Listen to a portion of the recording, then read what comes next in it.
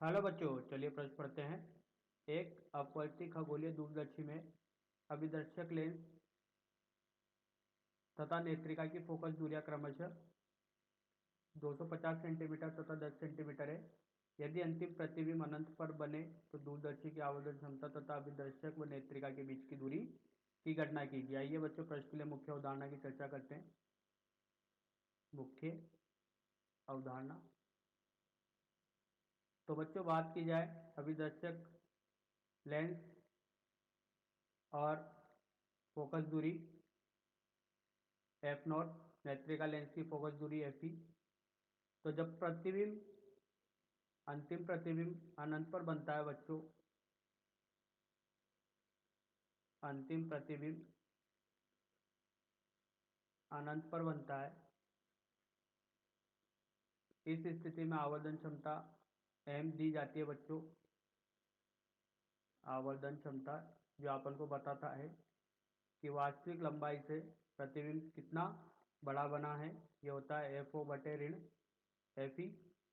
F O अभिदर्शक lens की focus दूरी है,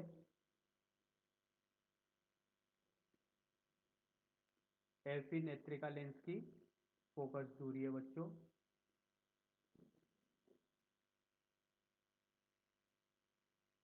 नेत्रिका व अभिदर्शक लेंस की बीच की दूरी लंबाई, जिसे दूरदर्शी की नलिका की लंबाई भी बोला जाता है, वो होती है एफ ओ धन एफ ई।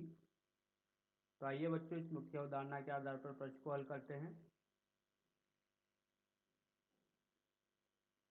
तो बच्चों, एफ ओ का मान दिया गया है 250 सेंटीमीटर, एफ ई का मान दिया गया है 10 सेंटीमीटर। आवर्धन क्षमता मुख्य अवधारणा के आधार पर लिखते हैं। आवर्धन क्षमता एम बराबर ऋणात्मक एफ ओ बटे एफ ई। तो बच्चों, एम बराबर ऋणात्मक एफ ओ का मान 250 बटे एफ ई का मान 10।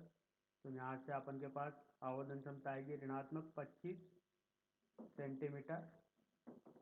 तो बच्चों, ऋणात्मक चिन्ह अपन को ये बता रहा है कि जो अपना प्रतिबिंब है वो कैसा है, उल्टा, और वो वास्तविक से कितना बड़ा है, 25 गुना बड़ा है।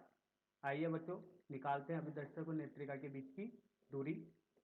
दूसरी स्थिति में अभिदर्शक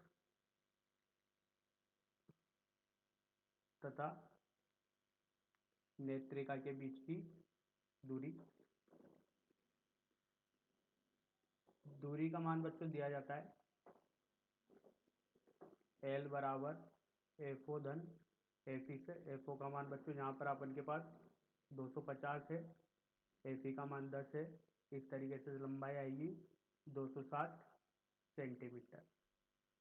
तो बच्चों, यही मान अपन को निकालने थे, लंबाई 260 सेंटीमीटर और आवर्धन क्षमता ऋणात्मक 25 सेंटीमीटर। आशा करता हूँ आपको यह समझ में आया होगा। धन्यवाद।